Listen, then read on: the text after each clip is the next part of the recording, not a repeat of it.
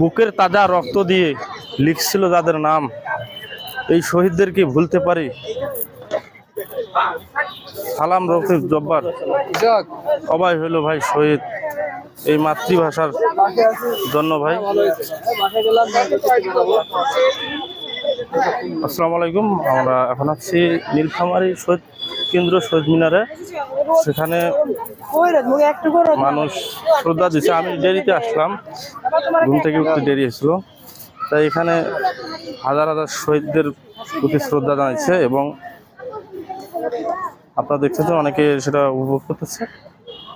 ঠিক আছে, দোয়া এবং ভালোবাসা রইল প্রতিটা শহীদদের প্রতি, যারা আমাদের বাংলা ভাষাকে একটা বাংলার মুক্তভাবে কথা বলার জন্য এটা সংগ্রাম করছে, বুকের তাজা রক্ত দিয়েছে। তাদের প্রতি দোয়া রইল, আল্লাহ যেন তেনাদের জান্নাতে মোকাম্মত দান করে। ইনশাআল্লাহ সবাই দোয়া করবেন।